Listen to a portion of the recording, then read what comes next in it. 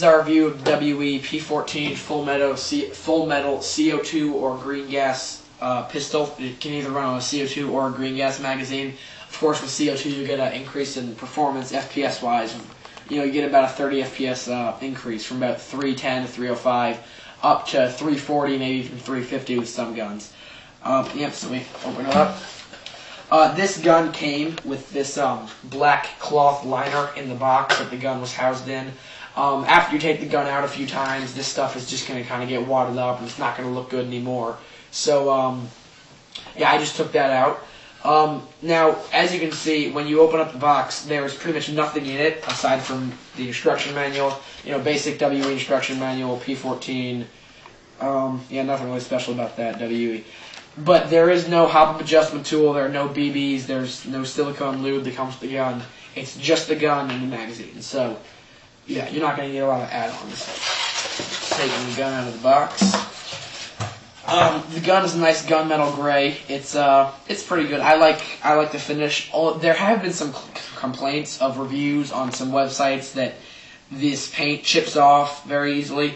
I have not found that to be the case, but one thing is right here on the slide and over here on the tip right here, there are just some little imperfections. They're just blotches in the paint. You probably can't see that one, but this one's a little bit bigger, so you can get that right in front of the grooved grip, so you can rack the slide from the front. Yeah, so I'll start with the magazine. Magazine, like most, I guess all CO2 magazines, it has this end cap to keep the to keep this little screw that you put the CO2 in down. Mine failed to. It doesn't really lock anymore. It doesn't lock into place. I don't mind because I actually think the gun looks better without the cap on. But if that does happen to you, definitely keep this, because if you can see that little groove in there, like most CO2 gun owners know, you need this to use like a makeshift screwdriver to screw in the cap when you have a CO2 capsule in there, because it's pretty hard to do with your fingers. So definitely hold on to this if it fails to lock. Back here at the gas ejection valve, you have some pretty intense weathering around the lips of that little port. I don't really mind, but also right here and right here, there's some paint chipping. Of course, metal on metal stuff is gonna flake off.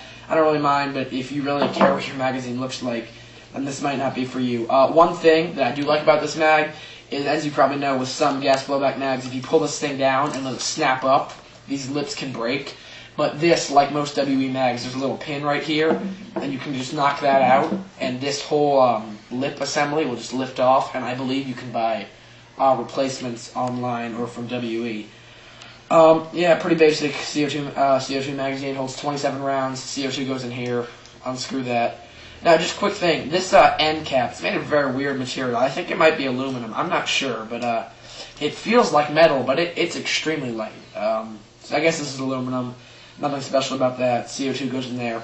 One thing that other CO2 pistols have, or some that I've owned, like the HFCM 190 CO2, is they have little vents in the mag, to prevent the CO2 capsule from getting too cold. This, as you can probably tell, does not have those. The CO2 is totally encased in the magazine, like so.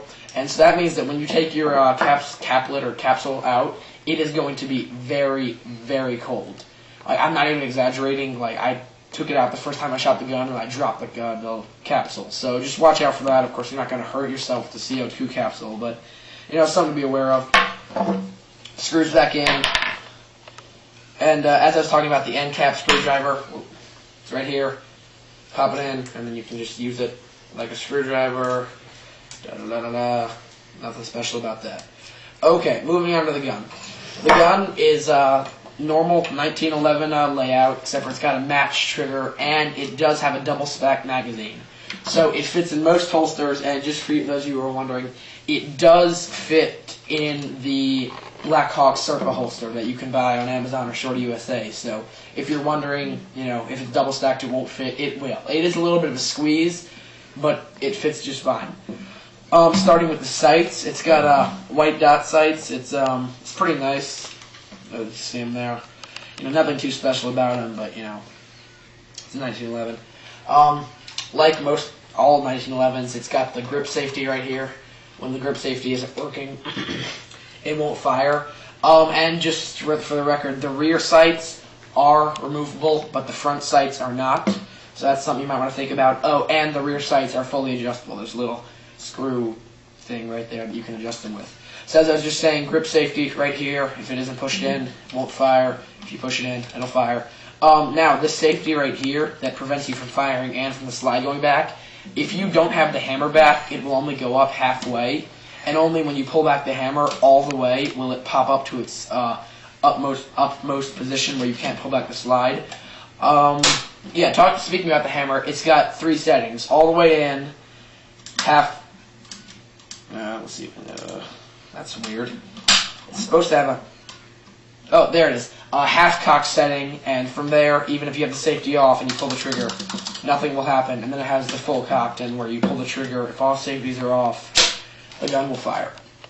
Okay, right up here on top of the slide, in that in the ejection port, it's got 45 ACP, so that's pretty cool. Like most 1911s, it's got this slide catch right here. When you pull it back with an empty magazine in, it'll lock back. It's got a silver inner barrel, so that's good.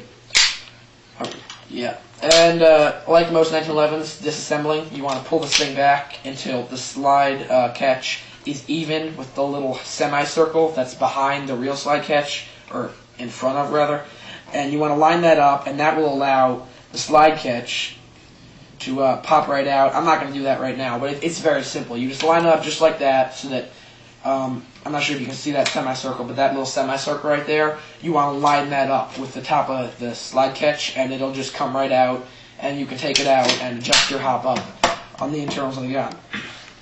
Okay, the grips, they're just your basic plastic WE grips, no trademarks. It's got the little WE symbol right there. They are removable, so you can put in, an imitation wood grip or anything you want. One thing to note about this gun, it does have grooves on the front of the barrel, so you can rack back the slide easier from the front. That's nice. That's more functional like a real gun, when it's actually hard to pull back. Yeah, magazine goes into the gun nicely, makes a good metallic sound. And that's just about it.